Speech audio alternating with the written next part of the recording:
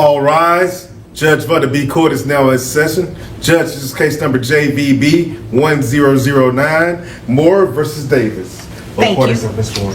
Okay, thank you. You all may be seated. Okay, Ms. Moore, Yes, ma'am. you brought this case before the court. What's going on? Well, my husband, or I'm sorry, ex-husband, we have a mutually beneficial agreement with our children where he keeps them at night and I keep them during the day. Okay. But my job no longer allows me to stay home with them during the day, and I would like for them to go to daycare now during the day, and he does not want. All right, buckle up. This one's about to get interesting. A mother wants her kids in daycare, but the father is saying no. Sounds like a simple disagreement, right? Not quite. This case dives into the complexities of shared custody, financial, responsibilities, and a father convinced that daycare is a germ-infested nightmare. Judge Bundy takes the bench and sets the tone, and the mother wastes no time laying out her case. Her job no longer allows her to stay home, so daycare is a necessity. The father, however, is standing his ground. He insists on family care instead. But here's the twist. He hasn't even taken the time to visit the daycare and see if his concerns hold any weight. This is shaping up to be a clash between logic and emotion. The mother is pushing for structure and stability. The father wants control over the environment. And the judge?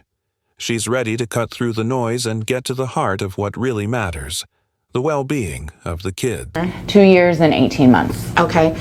And you already picked out the daycare you want them to go to and everything like Yes. that? How much is it? It is $500 a month $500 for both children? for one child, so it's $1,000 a month for both children. Oh, okay. It's a nationally accredited daycare. Okay. That's not bad for 2 kids. What's your opposition to that? Well, I don't think they should be in daycare. I think she should stay with them like we originally planned. I didn't get a chance to check out the daycare. I just would rather them stay with her mom or one of our family members. Okay. Did you let him know which daycare? Yes, Your Honor. Okay. He was invited to go meet the teachers and do the tour, but he opted not to go. So you did have an opportunity to go? I was invited, but I don't really want my kids in that daycare. I don't want to be in that What's daycare. wrong with the daycare? They're full of germs. For starters, this courtroom is full of germs. Okay, but children germs, they're next level. Okay, do they disinfect the daycare? I don't know that. They do. Right, you don't know. So you haven't even had the opportunity, you haven't taken the opportunity to try to do any kind of research. Okay. But the fact that there are germs at the daycare, I mean. The mother lays it all out. She and her ex-husband had a clear arrangement. She'd care for the kids during the day and he'd take over at night. But now, with a full-time job, that setup no longer works. Her solution? Daycare. And not just any daycare, a nationally accredited one that offers education, safety, and proper care. But things get complicated. The father flat out refuses to approve the plan. Has he visited the daycare? No. Looked into its reputation? Not at all. His entire argument? Daycares are full of germs.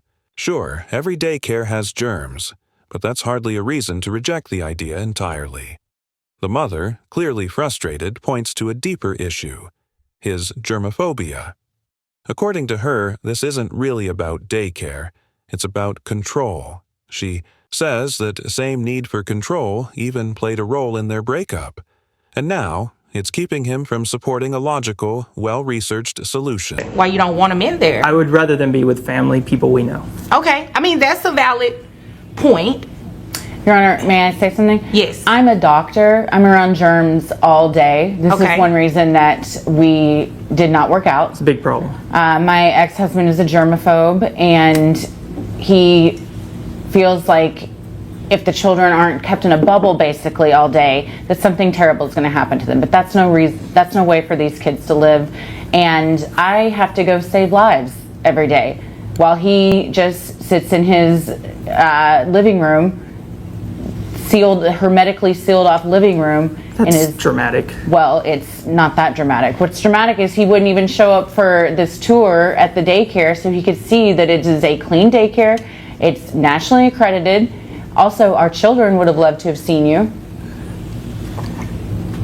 Okay, look, with all due respect, I don't even want to be in this courtroom, Your Honor. I can understand that. Sometimes I don't want to be here. I don't want to be here. So, I mean, Yeah, but I'm here. I'm here for the kids, and I would prefer if they weren't in a daycare, if they were at one of our family members, where we can give them special instructions on cleaning and what the children need to stay healthy. well, I definitely understand, and I agree. In a lot of cases, it is good for the children to be around a family member and everything like that. However, age 2 years old, and what was the other age? 18 months. 18 months. I mean, it's nothing wrong with them going to school already. You do want them to start learning a lot of things. You just do. There are some things that you guys are not going to be able to teach them at home. Not that you can't, it's just you may not have the time to do it. So I don't think that's necessarily a bad idea, but I do think it's a good idea for you to go and speak to the teachers, look around the daycare, see about the cleanliness of it and everything like that. And you guys should just work together and co-parent. So The father finally speaks, and his argument is crystal clear. He doesn't trust daycare. He insists the kids should stay with family where cleaning standards are controlled and familiar. But there's one major flaw in his stance. He's never actually checked out the daycare himself. How can you be so against something you haven't even seen? Then comes the real kicker, his germ paranoia. The mother doesn't hold back.